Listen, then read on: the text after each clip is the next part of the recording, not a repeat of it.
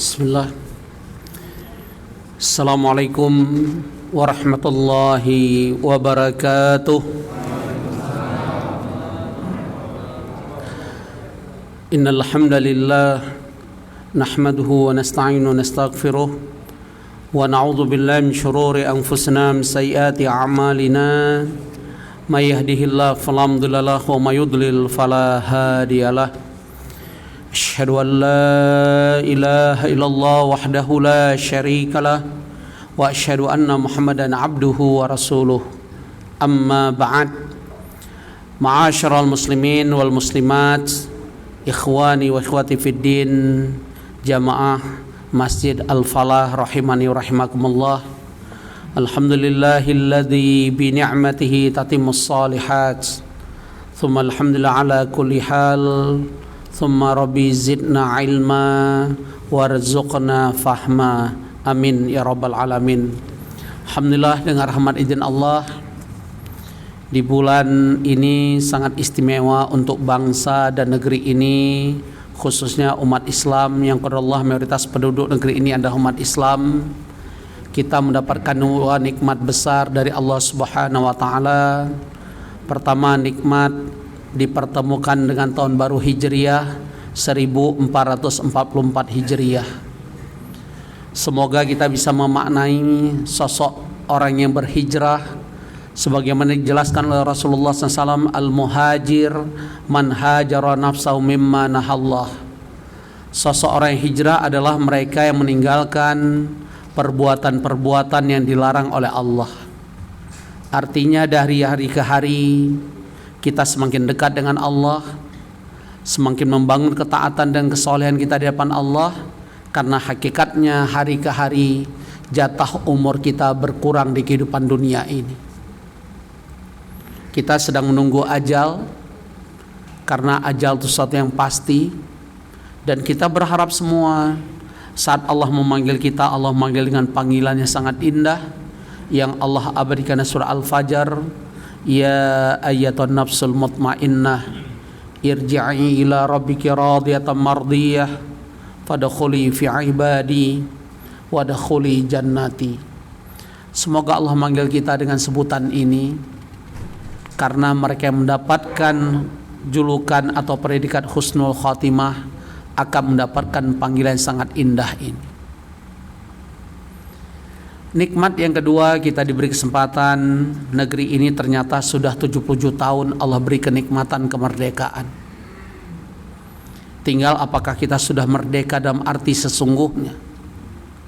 Maka lihat penjelasan Syekh Shaleh Utsaimin dalam kitab beliau Majmu'ul Fatawa. Al-abudiyah lillah hiya haqiqatul hurriyah. Sosok orang yang mampu menghambakan dirinya di hadapan Allah, atau dia sebagai hamba Allah, itulah kemerdekaan yang sesungguhnya. Wa man la yata'abbad lahu kana 'abidan li ghairihi. Kata beliau, barang siapa yang tidak menyembah dan beribadah kepada Allah, hakikatnya dia telah menyembah kepada selain Allah. Itu dari perspektif syariat. Kalau dari perspektif pandangan berbangsa dan bernegara, apakah kita benar-benar sudah merdeka? Merinding rasanya, ternyata di usia 77 tahun ini hutang kita semakin meningkat.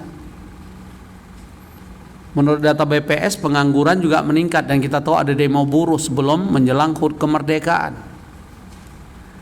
Kelihatannya persoalan negeri ini bisa diselesaikan dengan nyanyian seorang anak kecil berjoget berdendang istana. Apa judulnya lupa saya tuh. Pokoknya begitulah. Ya, itu contohnya ya.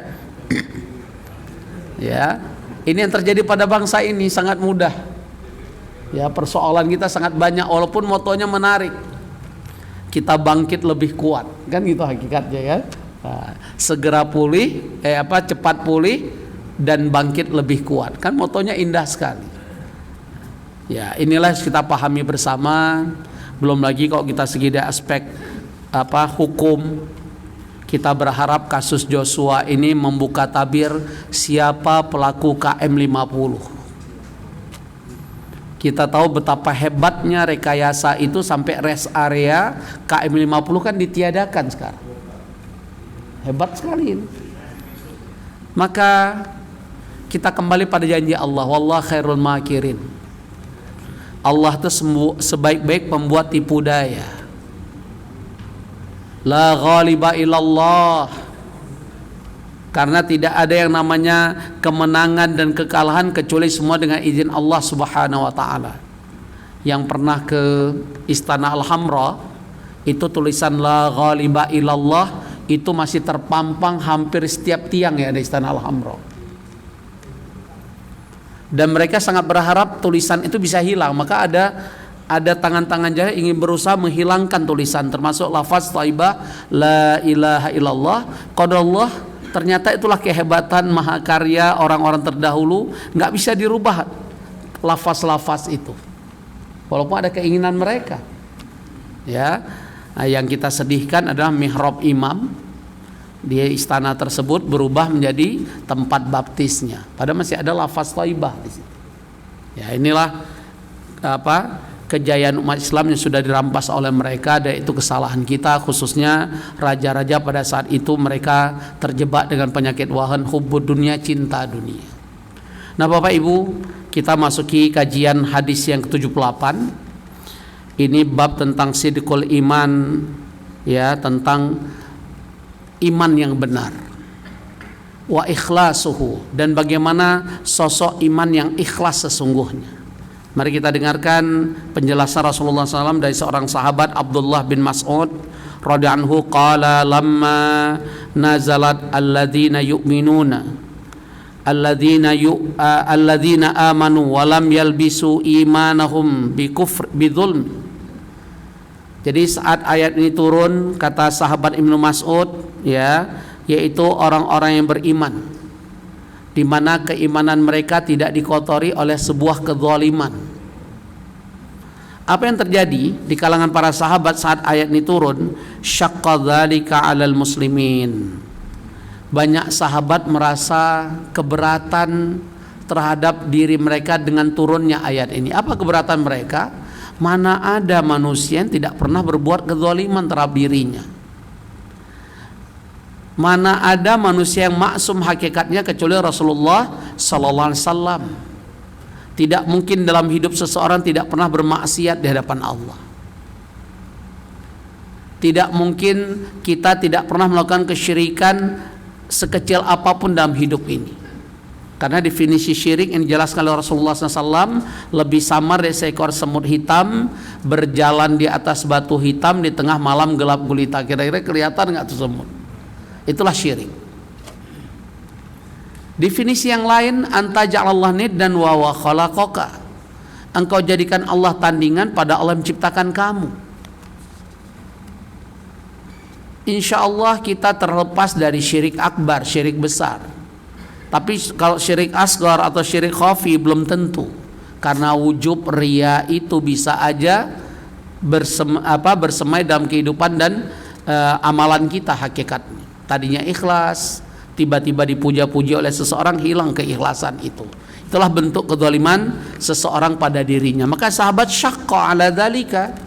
Mereka merasa, apa mungkin kami tidak pernah berbuat zalim ya Rasulullah? Apa mungkin kami terlepas dari kezaliman, kemaksiatan di hadapan Allah? Apalagi semua kita diingatkan oleh Rasulullah SAW dalam hadis Muslim, kullu bani adam khata' wa khil khata'ina tawabun. Setiap anak Adam pasti berbuat salah. Tapi sebaik-baik kesalahan, kata Rasulullah SAW, dengan cara bertaubat. Bahkan Allah menjanjikan sebanyak apapun kesalahan pernah kita buat dalam hidup ini, jangan sampai kita berputus asa dari rahmat dan ampunan Allah. Makanya Allah turunkan surah Az-Zumar, surat 39 di ayat 53. Qul ya ibadiyalladzina asrafu ala anfusihim la taqnatu min rahmatillah. Innallaha yaghfiru dzunuba jami'a. Apa kata Allah? Hai hamba-hambaku yang dosanya, perbuatannya melampaui batas, dosanya memenuhi langit dan bumi. Apa janji Allah? Apa saran dan perintah Allah? Jangan sampai putus asa dari rahmat dan ampunan Allah. Kenapa? Karena sesungguhnya Allah mengampuni dosa hamba-hambanya semuanya. Maka apa jawaban Rasulullah SAW setelah melihat keadaan para sahabat? Ya, pagi ada seorang sahabat Hanzalah. Dia berani mengklaim dirinya Hanzalah munafik. Bahkan saat dia mengaku dirinya munafik bukan hanya di tengah keluarganya. Setiap Hanzalah bertemu sahabat lain, orang ditemukan mengatakan Hanzalah munafik. Saat itu terdengar di telinga Abu Bakar As-Siddiq radhiyallahu anhu, dan Abu Bakar bertanya, "Hei Hanzalah, apa yang kau katakan? Ada apa dengan diri engkau, hei Hanzalah?" Maka apa jawaban Hanzalah? "Ya Abu Bakar, saat aku berada di majelis Rasulullah SAW seolah surga neraka sangat terang benderang di hadapan. Tapi saat aku kembali ke tengah keluargaku, seolah hilang itu semua.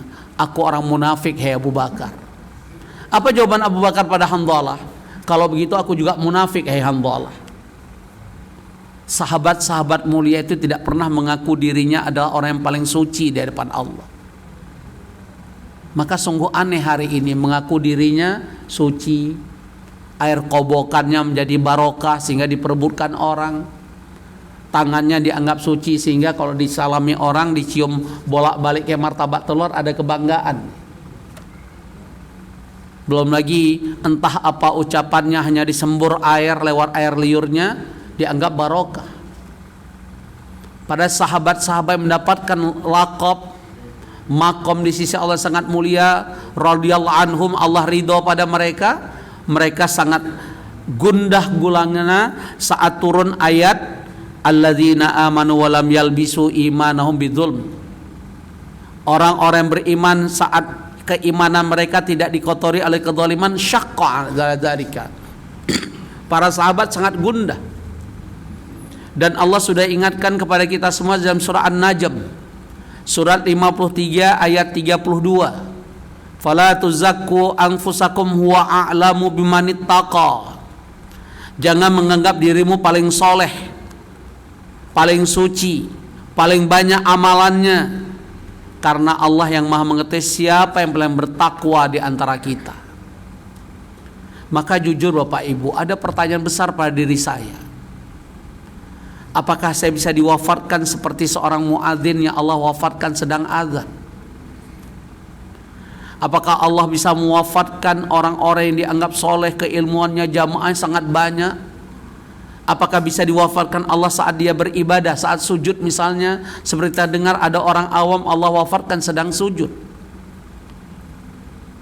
Tidak ada jaminan. Karena Allah yang maha mengetahui siapa yang paling bertakwa di antara kita.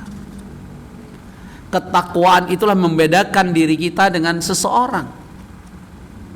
La farqa baina ajami wala arabin illa bittaqwa. Apa kata Rasulullah SAW? Tidak ada perbedaan antara orang Arab dengan orang ajam di luar Arab kecuali karena ketakwaan.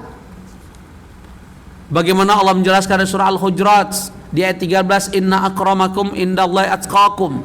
Manusia yang paling mulia di hadapan Allah mereka yang bertakwa.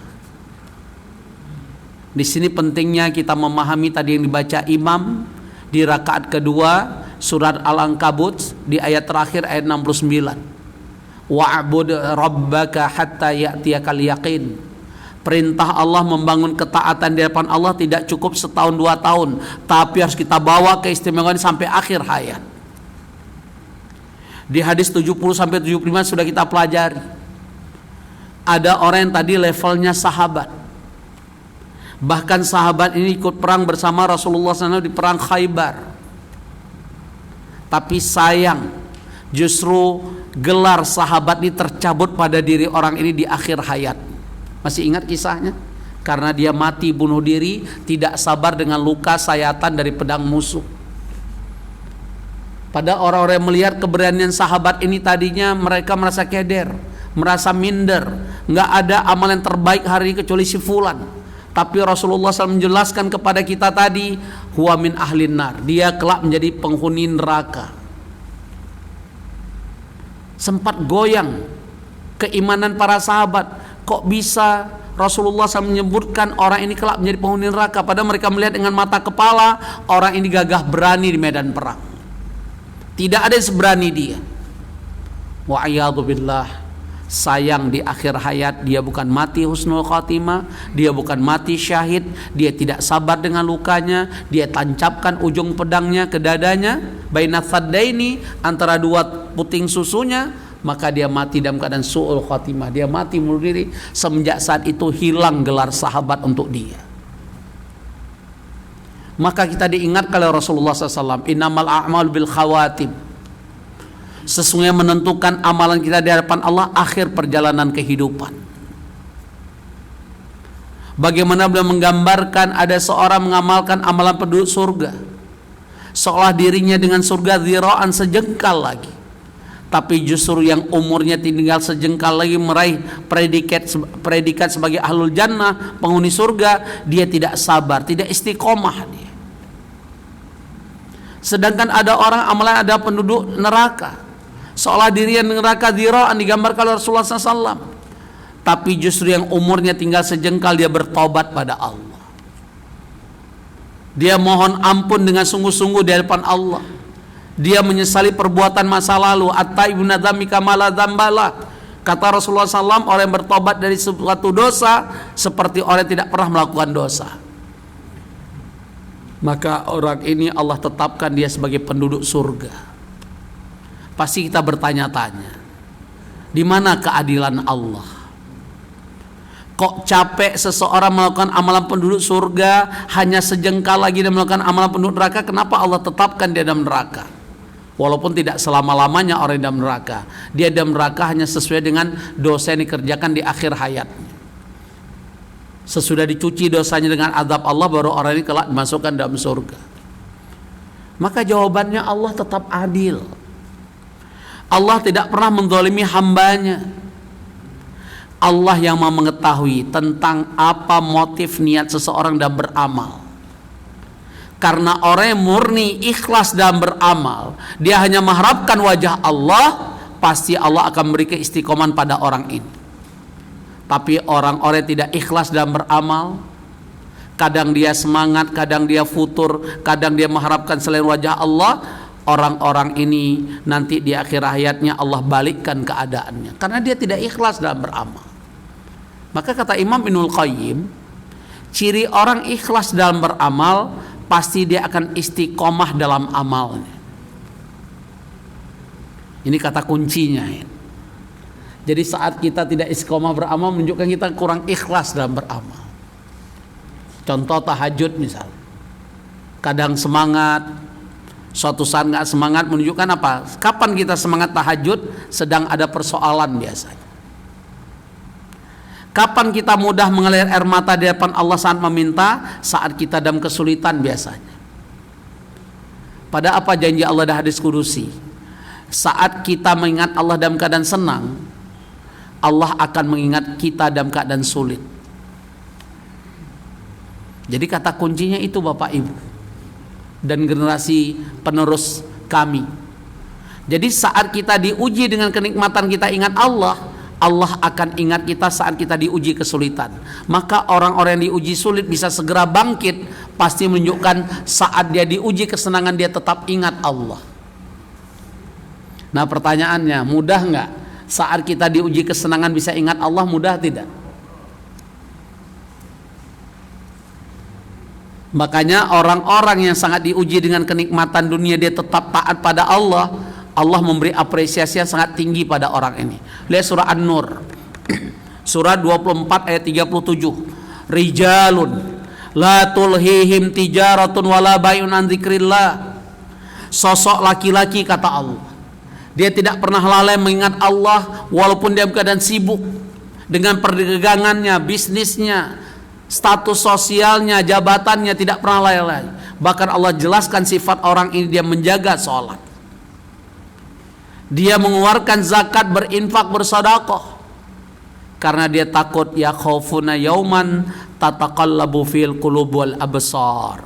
Dia takut pada satu hari di mana hati dan pandangan kita dibolak-balik oleh Allah. Itulah hari kita dihisab nanti. Jadi orang-orang saat diuji kenikmatan dia pandai bersyukur, dia tetap dekat dengan Allah, justru dia mendapatkan derajat tinggi dalam pandangan Allah yang Allah banggakan nanti. Tapi kita sudah pernah bahas dulu, tidak mudah keluar dari ujian kesuksesan. Biasanya orang sukses identik lupa akhirat, banyak amalnya kehilangan, ketinggalan. Sukses itu identik sombong, meremehkan orang, merendahkan orang. Bahkan kata Rasulullah SAW, la yadkhul jannah man kana fi qalbi mithqala dzarratin min kibrin. Enggak akan masuk surga seseorang apabila dalam hatinya ada kesombongan walaupun sebesar biji sawi. Apa yang dimaksud sombong? Kata Rasulullah SAW, batarul haq wa ghamtun nas, menolak kebenaran dan meremehkan, merendahkan orang. Itulah arti sombong sesungguhnya. Karena ada sahabat bertanya, kalau aku punya rumah mewah, punya kendaraan bagus, pakaian branded, apakah ini sombong? Lah, bukan itu yang dimaksud sombong. Tapi yang dimaksud sombong menyebabkan pelakunya nggak akan masuk surga, walaupun kesombongan hanya sebesar biji sawi. Batarul haq, menolak kebenaran. Coba saat kita sukses, sering kita ikut pengajian. Saat kita benar-benar diuji dengan kehebatan, bisa kita mendengarkan nasihat orang yang lebih rendah. Sulit, itulah kesombongan. Itu menyebabkan orang gak akan masuk surga walaupun kesombongan itu hanya sebesar biji sawi, kata Rasulullah SAW. Biji sawi itu sekecil apa itu? Mohon maaf, dengan upil kita besar upil. Hanya gara-gara kiber sebesar biji sawi gak masuk surga. Apa indikatornya tadi? Batarul haq, menolak kebenaran, wa ghamtun nas, meremehkan, merendahkan orang lain. Dan itu biasanya ada pada diri orang yang sedang diuji kesuksesan. Makanya Allah ingatkan dalam surah Luqman, surat 31 ayat 18, wala tusair khaddaka linnas wala tamshi fil ardi maraha innallaha la yuhibbu kulla mukhtalin fakhur. Jangan engkau malingkan wajahmu dari manusia. Pernah mengalami nggak disalami orang hebat separuh terus nggak dilihat kita? Pernah nggak mengalami? Itulah manusia-manusia sombong. Ya, walat suksekoda kalina walat tamshi fil ardi marah, jangan berjalan kamu dengan sombong, dengan angkuh, merasa aku lebih hebat dibanding yang lain. Innallaha la yuhibbu kulla mukhtalin fakhur. Sesungguhnya Allah tidak suka dan benci orang yang sombong lagi membanggakan diri. Wa iyadzubillah. Puncaknya apa Bapak-bapak? Coba lihat surah Asy-Syura nanti. Khususnya yang muda-muda ini. Siapa sih nggak pengin sukses? Pasti doanya lebih banyak minta sukses, betul? Ya, apalagi masih madesu, masa depannya masih suram. Mukanya masih kayak jeruk purut karena masih bingung masa depan. Lihat surah Asy-Syura ayat 27. Apa akibat saat kita dalam doa itu lebih banyak minta orientasi dunia, kesuksesan? Apa kata Allah? Walau basatallahu rizqa li'ibadihi la baghaw fil ardi. Seandainya Aku lapangkan rezeki terhadap hamba-hambaku, permintaan kita berkaitan dunia Allah kabulkan. Benar-benar Allah mudahkan rezeki kita. Apa yang terjadi kata Allah? La baghaw fil ardi. Mereka pasti melampaui batas. Pasti sudah mulai ada kesan sombong pada dirinya. Dan itu sering-sering saya tanyakan pada ibu-ibu pengajian. Saat suami ibu sudah mulai sukses, sudah berbeda atau berbeza?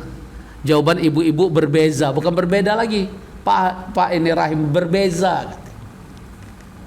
Dulu waktu masih sama-sama membangun rumah tangga, masih belum sukses, cara minta teh baik. Dek, tolong buatin teh, Mas. Sekarang Ustadz beda cara perintahnya. Mana teh ayah? Oh, udah beda. Makanya kata ibu-ibu udah berbeza, bukan berbeda lagi. Yang pernah mungkin saya ceritakan di sini, seorang sosialita, kalau ibu itu tidak curhat tentang rumah tangga, nggak ada yang tahu dia dalam keadaan menderita. Gimana mau kita katakan dia menderita? Rumahnya, basementnya aja muat 20 mobil. Saya baru tahu di situ mobil Mustang, Lamborghini, Ferrari ya di rumah itu.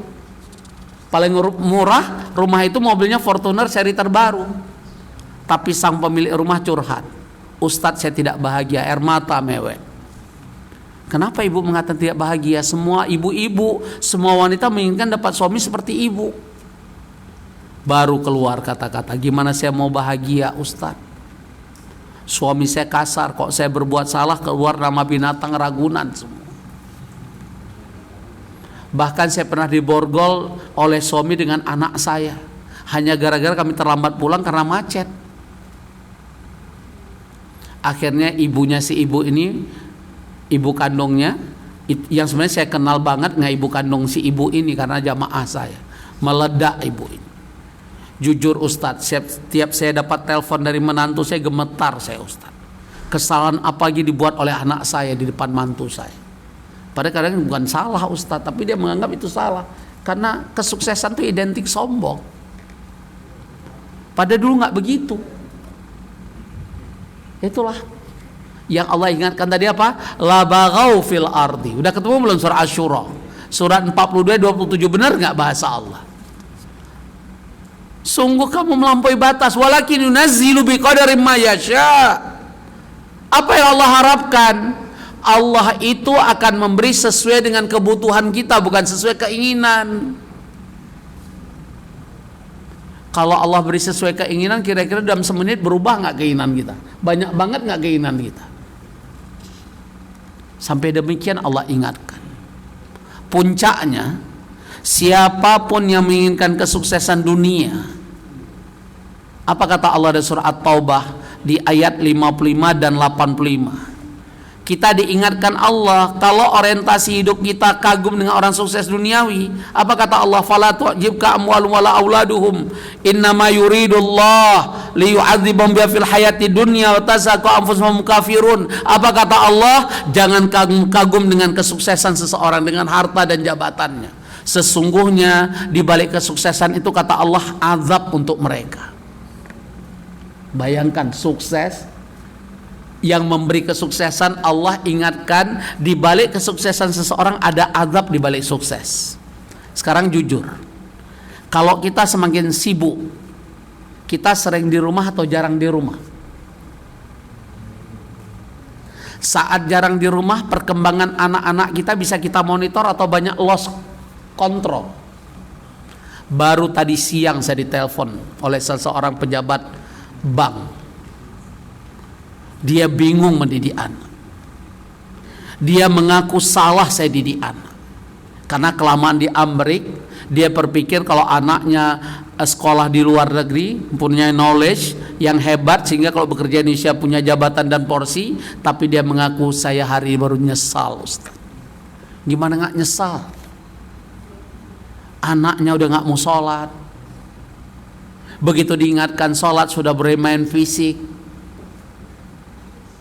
Nah, tinggal air mata. Jadilah orang tua pemadam kebakaran. Tuh orang tua pemadam kebakaran. Saat terbakar baru heboh.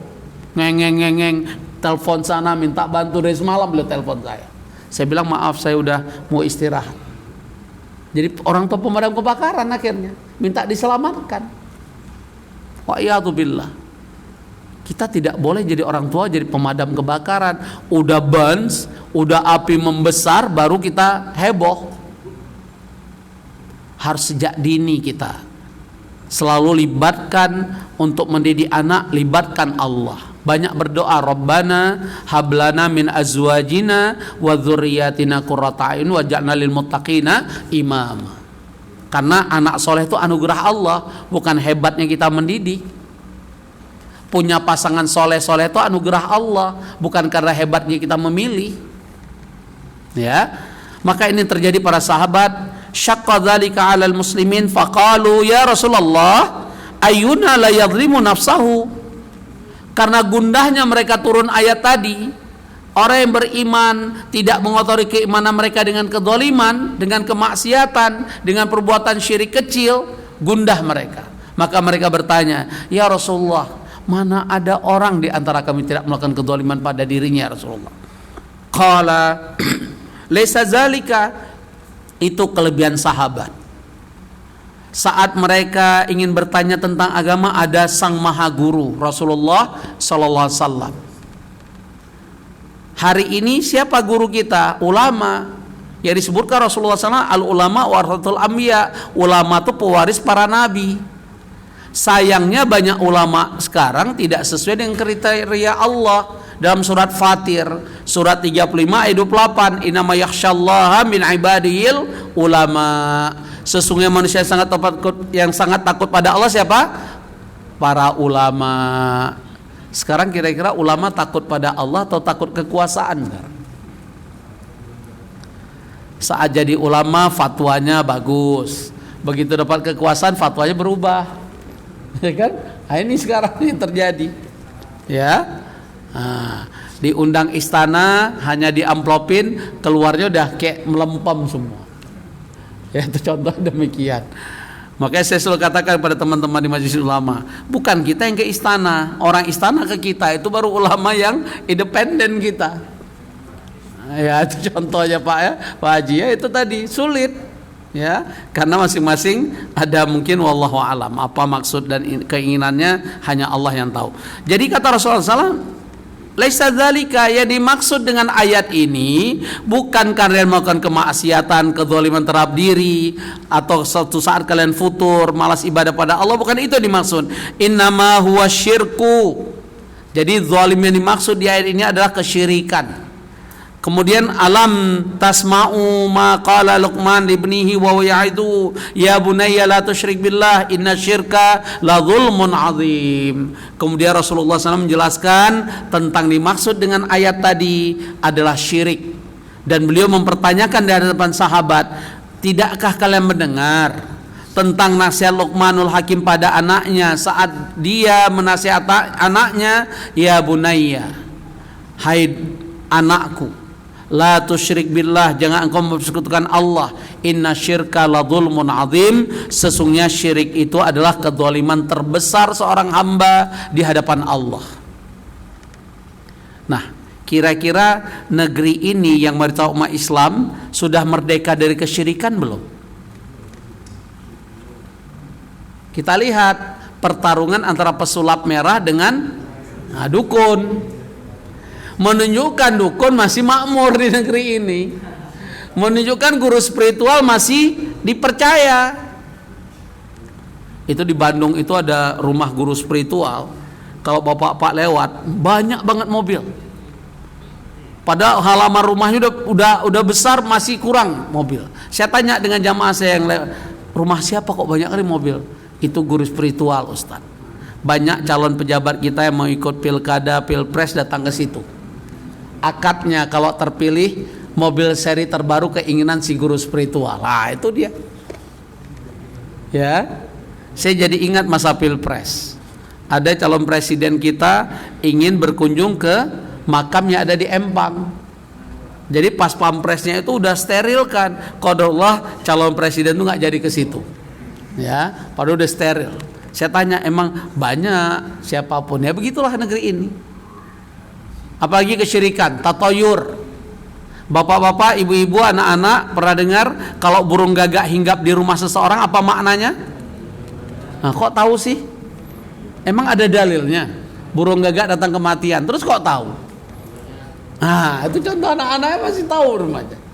Jadi tatoyur ini kesyirikan, atiyara syirkun, atiyara syirkun, atiyara syirkun. Dalam hadis Sahih Muslim sampai Rasulullah SAW mengingatkan kita yang namanya tatoyur itu syirik sampai 3 kali. Tapi anak-anak kita hafal itu. Generasi kita hafal masih. Pak Udri, gimana tuh cara hilangkan mata rantai ini? Kalau kupu-kupu masuk apa maknanya? Nah, ya tahu dia. Kalau temannya pakai baju terbalik apa maknanya? Diingatkan terbalik atau dibiarin? Nah, coba itu contoh. Dia itu tatoyur, dia itu syirik. Belum lagi kita tahu daerah tertentu yang Pak Udri dan teman-temanmu datang ke daerah tersebut tanggal berapa? Azan ya? Fadal.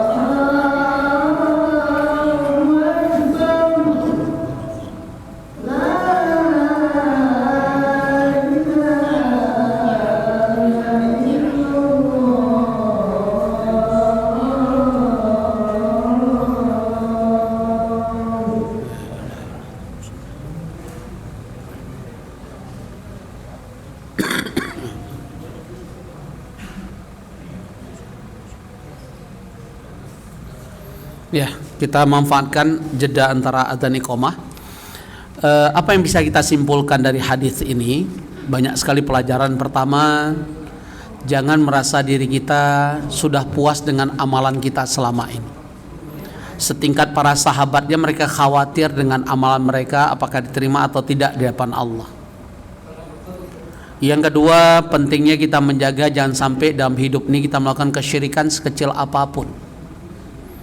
Bahkan tauhid itu, keimanan itu terbagi 3 tingkatan. Tingkatan yang pertama dan utama, saat tauhid kita tidak dikotori oleh kesyirikan, baik yang syirik besar maupun syirik kecil. Orang-orang ini jaminannya dapat keamanan dan hidayah yang sempurna dari Allah, sehingga Allah masukkan mereka ke surga tanpa hisab dan tanpa azab dari Allah Subhanahu wa taala.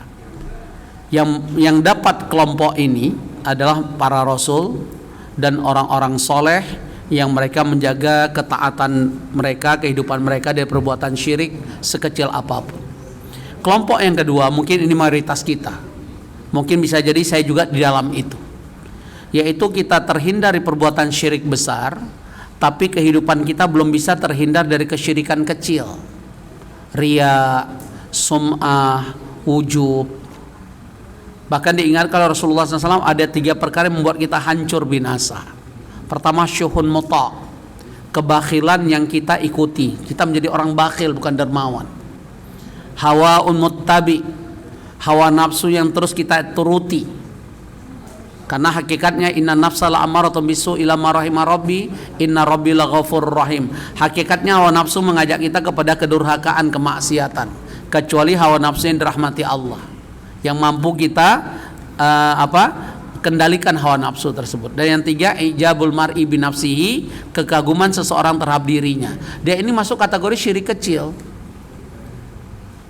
Nah, itu yang kita khawatir, orang mengagumi kita, atau saat kita beramal ingin mendapatkan sebuah apresiasi, penghargaan, itu bisa masuk syirik kecil. Nah, kelompok kedua ini dia tidak akan mendapatkan keamanan dan hidayah dari Allah secara sempurna seperti kelompok yang pertama. Bahkan kelompok yang kedua bisa masuk neraka. Karena syirik kecil itu bisa menghantarkan orang ke dalam neraka, hanya saja saat dia di neraka tidak abadi. Saat dosa yang berkaitan syirik kecil Allah hapus dengan azab Allah, maka dia dimasukkan dalam surga. Ada kelompok yang ketiga, wa'iyadzubillah, yaitu mereka melakukan kesyirikan besar, syirik besar, menyembah kepada selain Allah, meminta kepada selain Allah. Ini yang disebut dengan syirik uluhiyah. Saya ingatkan kita semua, termasuk diri saya, setingkat orang kufar, baik itu kafir Quraisy di zaman dulu, siapapun mereka tidak pernah masuk dalam kesyirikan rububiyah, kata Allah. Allah yang menyatakan. Kenapa? Saat mereka ditanya man khalaqas samawati wal arda yaquluna Allah. Saat mereka ditanya siapa yang menciptakan langit dan bumi, jawaban mereka siapa? Allah. Tapi mereka selain beriman kepada Allah, mereka beriman kepada selain Allah. Mereka menyembah kepada selain Allah. Kalau orang kafir Quraisy menyembah Lata, Uzza, Manata. Hari ini banyak nggak mengaku dirinya Muslim, bahkan mengaku dirinya mungkin tokoh atau apa, masih bergantung pada makhluk? Tidak. Maka syirik uluhiyah ini bisa mencakup siapapun. Pada Allah sudah ingatkan di surat Al-Ankabut, surat 29 ayat 17. Innalladzina innama ta'buduna min dunillahi awthana. Sehingga kamu sembah selain Allah, kamu minta pada selain Allah, kamu minta kepada berhala-berhala. Yang cari muka pada pemimpin, yang cari muka pada orang kaya, yang cari muka pada orang terhormat, ini sama dengan dia menyembah berhala, kata Allah. Wa tahlukuna ifka, sampai Allah ingatkan, kalau kita minta pada selain Allah, kita telah berbuat bohong, kata Allah. Innalladzina ta'buduna min dunillah la yamlikuna lakum rizqa. Sehingga kamu sembah, kamu minta pada selain Allah, tidak mampu mendatangkan rezeki untukmu. Apa perintah Allah? Fabtaghu indallahi rizqa. Kalau ingin jabatan, kekuasaan, kekayaan, minta pada Allah, bukan minta pada makhluk. Syirik uluhiyah. Kalau meyakini yang mendatangkan rezeki itu selain Allah, kita syirik besar. Dan apa akibatnya? Pelaku syirik besar kalau tidak sempat bertobat sampai ajalnya datang, selamanya dalam neraka, tidak mungkin masuk surga sekejap pun. Ini janji Allah. Lihat surat Al-Maidah ayat 72. Wa may yusyrik billah faqad haramallahu 'alal jannah wa ma'wahun nar. Mereka melakukan syirikan di hadapan Allah, tempat mereka di neraka. Allah haramkan surga untuk pelakunya. Kenapa syirik itu diharamkan surga pada pelakunya oleh Allah? Karena pelaku syirik besar terhapus seluruh amal solehnya di hadapan Allah. Ini pernyataan Allah, penjelasan Allah dalam surah Az-Zumar, surat 39 ayat 65. Wa may yusyrik billah la in asyrakta la yahbatanna amaluka wa la takunanna minal khasirin. Jika kamu melakukan kesyirikan di hadapan Allah, terhapus seluruh amal solehmu, kata Allah, dan kamu termasuk orang-orang yang rugi. Semoga keimanan kita adalah iman yang khalis, iman yang murni, iman yang tidak dikotori dengan kesyirikan, baik syirik besar maupun syirik kecil, dan ini menyelamatkan kita kelak saat kita dipanggil menghadap Allah. Karena sekecil apapun syirik, Allah sudah ingatkan, innallaha la yaghfiru ayyushraka bihi wa yaghfiru ma duna dzalika liman yasha. Sesungguhnya pelaku syirik di hadapan Allah tidak Allah ampuni, sedangkan dosa-dosa yang lain Allah ampuni bagi orang-orang yang Allah kehendaki. Ayat ini Allah beri kabar gembira, seandainya kita pernah melakukan kesyirikan, kita bertobat sebelum ajal datang, Allah ampuni seluruh dosa kita, termasuk dosa syirik yang tadi Allah jelaskan di surah Az-Zumar ayat 53. Qul ya ibadiyalladzina asrafu ala anfusihim la taqnatu min rahmatillah innallaha yaghfiru dzunuba jami'a innahuwal ghafurur rahim. Karena Allah Maha Pengampun lagi Maha Penyayang. Mungkin hanya ini bisa saya sampaikan. Ada pertanyaan? Masih ada waktu kita 5 menit? Tidak ada? Ya. Fadhal. Assalamualaikum.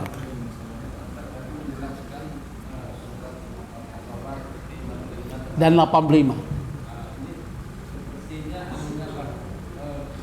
Sama terjemahannya. Ya, sama memang. Makanya Allah ulang 2 kali. Iya. Jadi yang dimaksud kagum ini pencerahan Pak Ustaz. Yang dimaksud apa? Kagum ini kan kita Ya. jangan kamu kagum terhadap kakak dan anak mereka. Ya. Kagum yang dimaksud di sini itu yang bagaimana? Ya. Kemudian terima kasih. Assalamualaikum warahmatullahi wabarakatuh. Assalamualaikum warahmatullahi wabarakatuh. Fala tu'jibka amwalum wala auladum. Kagum di sini membuat kita orientasi hidup kita hanya ingin mengejar dunia. Siang malam kita pikirkan harta dan dunia. Itu yang dilarang. Tapi kalau kita kagum dengan seseorang, kan boleh 2 iri karena 2 perkara. Kita boleh iri dengan seorang diberi kekayaan, dengan kekayaan dia beramal, berinfak di jalan Allah, boleh iri dengan orang ini. Satu lagi, iri dengan siapa? Masih ingat? Iri dengan orang yang diberi ilmu.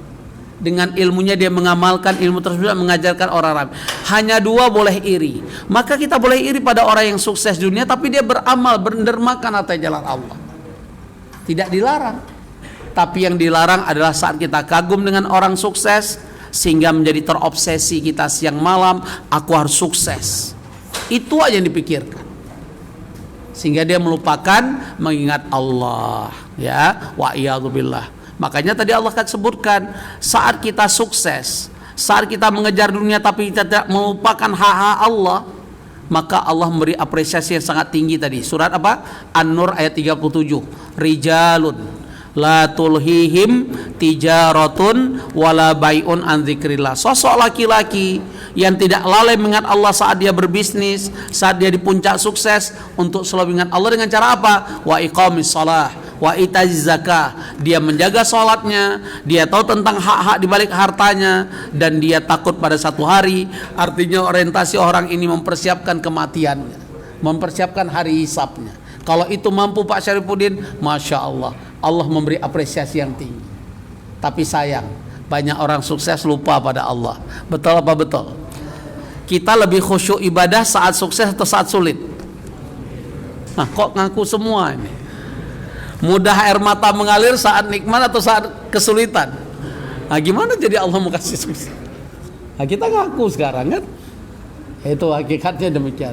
Ya wallahu a'lam bishawab. Kita akhirin doa kafarat majelis. Subhanakallahumma bihamdika asyhadu an la ilaha illa anta astaghfiruka wa atubu ilaik. Al-afu minkum. Assalamualaikum warahmatullahi wabarakatuh.